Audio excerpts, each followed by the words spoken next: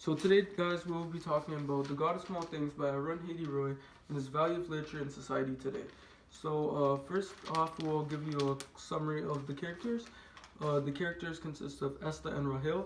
Esta being the boy and Rahil being the girl. These are the two main protagonists. Actually, yeah, these are the two main protagonists. And they have a mom named Amu, and they have a dad named Baba. But Amu and Baba are divorced, so they don't live with Baba, and we don't get to see Baba until like later on in the story. And basically, Amu has a dad. Amu has a brother named Charco, and Charco also has a daughter named Sofimo, who is very important in the story. And Charco and Amu have parents called Papachi and Mamachi, and Papachi has a sister named Baby Kochima. So basically, that is the summary of the characters. Now, the summary of the plot is that basically Amu, who is of a higher class, likes someone who is of a lower class, who is called Valuta, and basically that causes everyone to go crazy, and almost like it causes like lots of like social like panic and all that, because he is not untouchable, but we'll get into that later. So yeah, basically her mom, the twins go check on their mom. Their mom is frustrated with them, so then they go run away, try to get attention, right? Just by running away, and then they take Sophie Ma with them, right? And what ends up happening is that the as they run away, on the way to like an abandoned house, the boat crashes, right? And Sophie Ma dies. So then the twins come back, and Baby Koshima knows exactly what happened. But she blames it on Velyuta, the untouchable, because he was in that abandoned house at that time. And plus, she doesn't like communists because on the way to the movies, someone pulled her out the car who was a communist, and they publicly embarrassed her. And plus, she obviously doesn't like untouchables. So yeah, that's basically so the police get Valuta, and they beat him up very badly, and he dies in jail. So that's pretty much the plot summary, which is in accordance to what we're going to be talking about today, which is that The God of Small Things by Arun Hadi Roy uses the treatment and portrayal of women, the dehumanization of the untouchables, and the use of writing in the kid's perspective to provide insight into the minds of those who are discriminated within our society, as well as provide a solution to this discrimination. So let's start off with our first point. So our first point is the treatment of women. So a little historical context.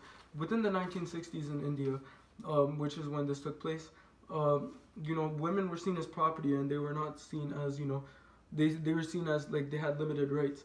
And within the story, the way they were treated, they were like really, really abused and everything, and they're also seen as passive about it.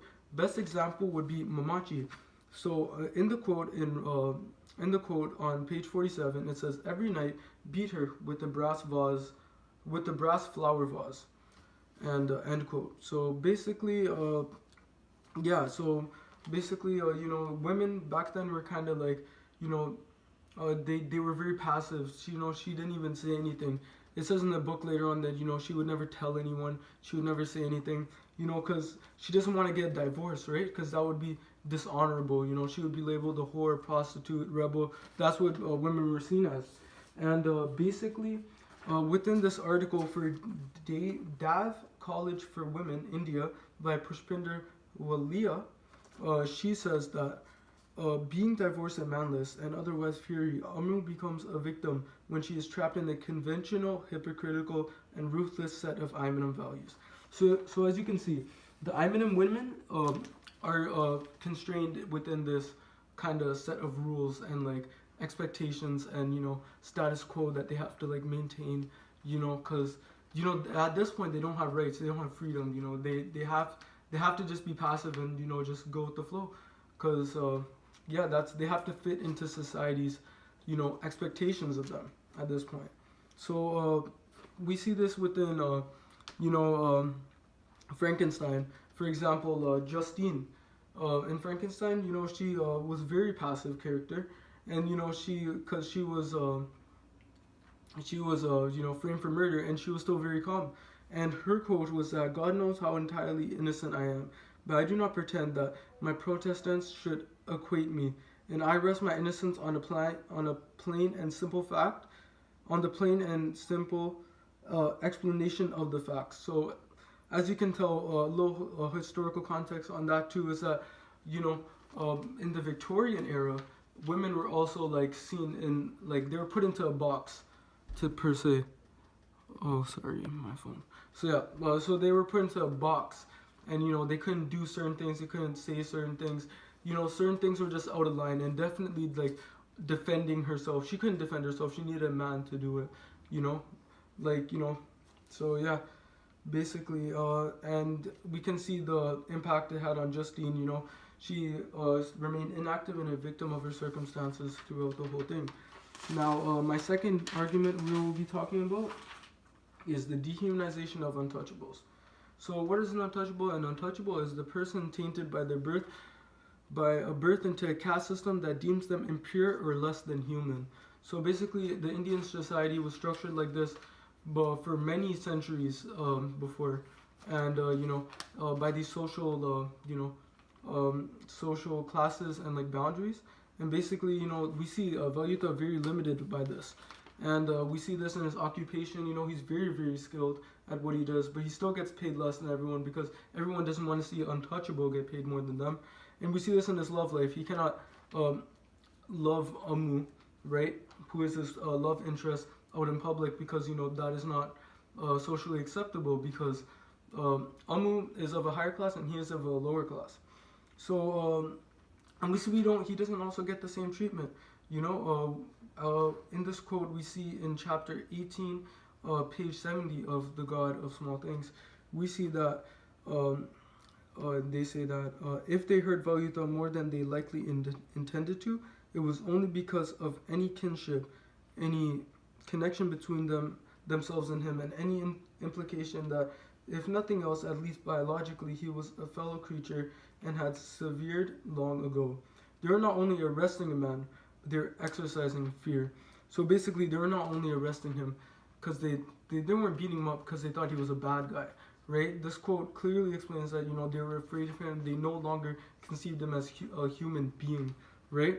So like, just because he's untouchable, like there's a lot of things that come into play with this kind of stuff. And we see him being used as a scapegoat. And the guy and the writer for The Guardian, John Crane, also agrees when he says this in his in his news article for The Guardian. He says that the police came for Valyuta with batons. He was a cast of no consequence. He did not survive the night bloodstained in the bloodstained cell. So as we can clearly tell, he is not, Valyuta is, a cast of no consequence. Like, they can do anything to him because he is less than human. That's what they say that he is. So basically, now we will be talking about, that concludes my third. Oh, actually, sorry. So basically, we also see this within Frankenstein. Within Frankenstein, yes, where he says that, on page, on chapter 16, verses 19 to 20, the creature, he says that this was the reward of my benevolence. I had saved a human being from destruction, and as a recompensation, I have now withered under the miserable pain of a wound which shattered the flesh and bone. So basically, the monster actually did something good. A little backstory is that, like, you see a little girl drowning, he picked her up, and like, basically, like, he's seen her, and like, oh sorry, just checking that. So yeah, he's seen her, and like, he kind of like picked her up and helped her out, and took her out the water. But then, he actually ended up getting shot for that just because of his appearance. Just like Valyuta and the monster, they were both mistreated just because of what was put on them. You know, they're not because of what they were actually. Because Valyuta, as you can tell, he was a very highly intelligent person. You know, and you know, all of this stuff. Highly intelligent. He worked in like the factory, and you can tell the monster was very compassionate too at one point, right before he started all the killing. He was very compassionate. He helped a girl from drowning. So yeah, basically, that would also conclude my last point. My third point. I mean my second point. Sorry. So yeah, basically, now on to my third point. Is that this was wrote Arundi Haiti Roy's use of writing this in a kid's perspective. So basically, let's get right into the quote. It says that you know, all three of them bonded by the certain separated knowledge that they loved a man to death. So basically, all three of them, backstory, they're on a train. This was after Valyuta got killed, so they're reminiscing on Valyuta. All three of them equals Amu, Esta, and Rahil. So basically, but we're gonna focus on the kids in this. So Valyuta, it says that the kids actually did not see Valyuta as an untouchable. Like, majority of the story was written through a kid's perspective, right? And through it, we did not see Valyuta as an untouchable, you know, as like kind of impure or even less than like a human being. We seen them all treat him equally. They even admired him, you know. They just seen his like his qualities, not his label, you know. And basically, this is kind of what Roy was kind of pointing at, you know. She was saying like, you know, what if we all were like, she kind of like saying like, what if we all were kind of like kids, you know, like not being able to see certain things, you know, not being able to see certain labels and being able to treat everyone, you know, with fairness and love and all that. So basically, yeah, and the blind man in Frankenstein, you know, who also sympathizes with the monster's unhappiness. He says that the hearts of man are full of brotherly love and charity.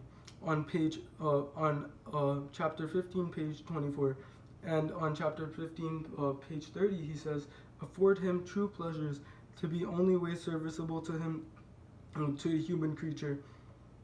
So yeah. Oh yeah.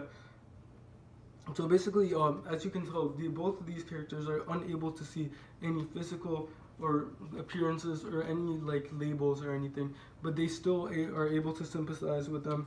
And in my secondary source, this is kind of what kind of hits us with the reality is that in Khurshad Alam M, a research scholar in Punjab University, he said that Valyuta the outcast can never coexist peacefully with the touchable community for as long as the stigma of untouchability is attached to him.